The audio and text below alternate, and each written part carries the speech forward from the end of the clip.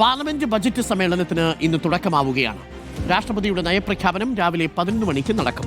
നാളെ സാമ്പത്തിക സർവേ പാർലമെന്റിൽ വയ്ക്കും. ഫെബ്രുവരി 1 ഞായറാഴ്ചയാണ് ഇത്തവണ പൊതു ബജറ്റ് അവതരിപ്പിക്കുക.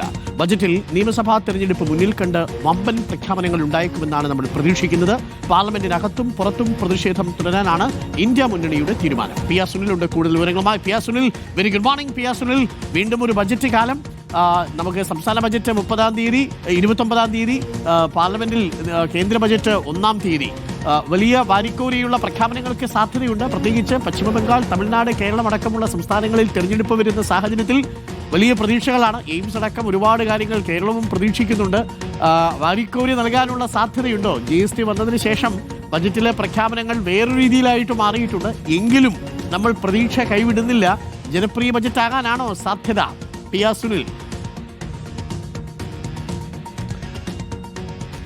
Arun, good morning. ഞാനിപ്പോൾ നിൽക്കുന്നത് പാർലമെന്റിന് മുന്നിലാണ്. ഏതായാലും പാർലമെന്റിന്റെ ഈ ബജറ്റ് സമ്മേളനം ആരംഭിക്കുമ്പോൾ അരുൺ ചൂണ്ടിക്കാണിച്ചതുപോലെ തന്നെ രാജ്യം ആകാംക്ഷയോടെ ഉറ്റുനോക്കുകയാണ്. ധനമന്ത്രി നിർമ്മല സീതാരാമന്റെ 9-ാം ബജറ്റിൽ എന്തൊക്കെ ജനപ്രിയ പ്രഖ്യാപനങ്ങൾ എന്നറിയാൻ. ഏതായാലും 4 സംസ്ഥാനങ്ങൾ നിയമസഭാ തെരഞ്ഞെടുപ്പിലേക്ക് പോകുമ്പോൾ തീർച്ചയായും ഈ സംസ്ഥാനങ്ങൾക്ക് ചില പ്രത്യേക പദ്ധതികൾ ഈ ബജറ്റിലൂടെ പ്രഖ്യാപിക്കാനുള്ള സാധ്യതയുണ്ട്.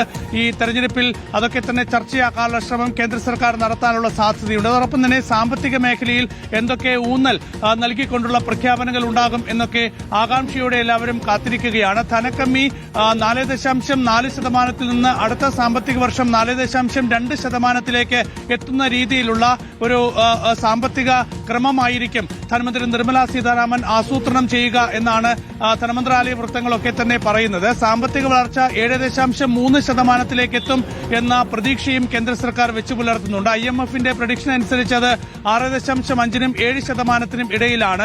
ഏതായാലും സർക്കാരിന്റെ പൊതുകടം ഒരു വശത്ത് വർദ്ധിച്ചു വരുന്ന ഒരു സാഹചര്യമുണ്ട്. അത് നിയന്ത്രിക്കുകയും സാമൂഹ്യക്ഷേമ പദ്ധതികൾക്ക് ഊന്നൽ നൽകി മുന്നോട്ടു പോകാനുള്ള നീക്കങ്ങളൊക്കെയായിരിക്കും ബജറ്റിൽ പ്രധാനമായും ധനമന്ത്രി നിർമ്മല സീതാരാമൻ ഊന്നൽ നൽകുക. കഴിഞ്ഞ സാമ്പത്തിക വർഷം ആദായ നികുതിയിൽ വലിയ ഇളവുകൾ പ്രഖ്യാപിച്ച ഒരു സാഹചര്യത്തിൽ ഇത്തവണ ആദായ നികുതിയിൽ ഇളവ് നൽകാനുള്ള സാധ്യതയില്ല. അതേസമയം മറ്റ് നികുതികളുടെ കാര്യത്തിലൊക്കെ തന്നെ ചില മാറ്റങ്ങൾ ഉണ്ടാകാനുള്ള സാധ്യതയുണ്ട്. പ്രത്യേകിച്ച് കോർപ്പറേറ്റ് നികുതിയിലൊക്കെ തന്നെ. അങ്ങനെ കോർപ്പറേറ്റുകളുടെയൊക്കെ തന്നെ വലിയ ആവശ്യമാണ് നികുതിയിൽ ഇളവ് വേണം എന്നത്. അപ്പോൾ സാധാരണ സംഭവിക്കുന്നത് പോലെ തന്നെ ഈ ബജറ്റിലും അത്തരത്തിലുള്ള തീരുമാനത്തിലേക്ക് കേന്ദ്ര സർക്കാർ പോകുമോ എന്നറിയാൻ കാത്തിരിക്കും. ഏതായാലും സംഭവബഹുലമായിരിക്കും ഈ ബജറ്റ് സമ്മേളനം എന്ന കാര്യത്തിൽ യാതൊരു സംശയവുമില്ല. 2 ഘട്ടമായിട്ടാണ് ബജറ്റ് സമ്മേളനം നടക്കുന്നത്. ഇന്ന് തുടങ്ങുന്ന ബജറ്റ് സമ്മേളനം വരുന്ന 13-ാം തീയതി ആദ്യഘട്ടം അവസാനിക്കും. പിന്നീട് മാർച്ച് 9-ന് തുടങ്ങി ഏപ്രിൽ 2 വരെ 2 ഘട്ടമായിട്ടാണ് ബജറ്റ് സമ്മേളനം ചേരുക. പ്രതിപക്ഷമാണെങ്കിൽ തൊഴിലുറപ്പ് പദ്ധതി ഇല്ലാതാക്കിയ VPG റാംജി ബില്ലിനെതിരായ പ്രതിഷേധം, അങ്ങനെ വലിയ പ്രതിഷേധ പരിപാടികൾ ആസൂത്രണം ചെയ്യാനും ആലോചിക്കുന്നുണ്ട്. ശരി, thank you P R Sunil.